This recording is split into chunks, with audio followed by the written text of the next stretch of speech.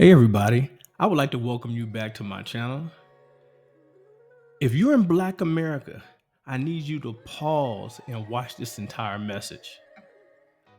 Yeah, the title is bold, but this conversation we can't afford to ignore, nor sugarcoat, nor hold back.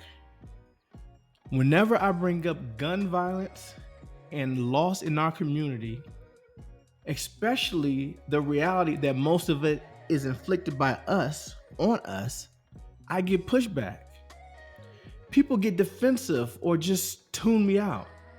But we can't solve a problem we refuse to acknowledge. Let's look at these facts. Homicide is the leading cause of death for Black men ages 15 to 44. And it's been the same for about 50 years. Every year, about 13,000 Black people die from gun violence. And nearly 90% of those are because of homicides. So most of these killings, who are they by? Is it by police? Is it by white people? Nah, it's by other Black people. And it's not just men. Gun homicide rates for Black women and girls have surged 40% in recent years. Some say most people are killed by somebody of their own race. And that's true, because about 90% of Black victims are killed by other Black offenders, and about 83% of white victims are killed by white offenders. But here's the difference. The rate and frequency are much higher in our community. That means how often it occurs. The Black homicide victimization rate is nearly 7 times that of whites, 29 per 100,000 people compared to 4.2. To put it plainly, 90% of 13,000 is 11,700 deaths in our community every year. These numbers are staggering. Here's what bothers me. When a white person or cop kills a Black person, we march, we protest, we hashtag, we make noise. But when it's us killing us, silence. Maybe a news story, maybe a visual, but nowhere near the outrage that we get from police shootings. And guess what? I'm not the exception. I'm the same way.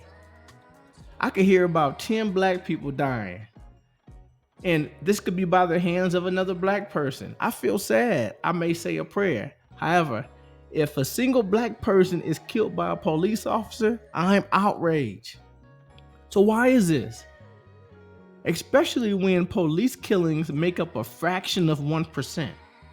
And if we're being honest, most of those are justified. Majority of Black lives are lost due to gun violence within our own community. It's an internal issue. But for some reason, Black deaths at the hands of other Black people don't move us, me included. They don't move me to the same level of action or awareness. So just think about this analogy. Imagine a doctor tells you that your biggest health risk is heart disease. But for some reason, you're obsessed with a pimple on your face because the pimple is visible, but the heart disease is what's killing you. That's us. We focus on the visible external threat, police, racism, while ignoring the internal crisis that's claiming far more lives. If we want Black lives to matter, they have to matter to us first. That means calling out violence in our own neighborhoods, supporting intervention programs, mentoring our youth, and building real community. Not just when the cameras are rolling, but every single day. Ultimately, real and lasting change, it requires more than programs and conversations. It demands a transformation of the heart. The only way to truly save ourselves and our community is by returning to God's law. When we live according to God's commandments, loving our neighbor, rejecting violence, and here's a big thing for us, seeking justice, we create the foundation for peace, safety, and long-lasting hope. Keeping God's law isn't just a spiritual idea, it's the only path that leads to real salvation, both for individuals and for us as a community, us as a whole. Let's turn back to God's ways because that's the only way we can truly be saved and see our community thrive.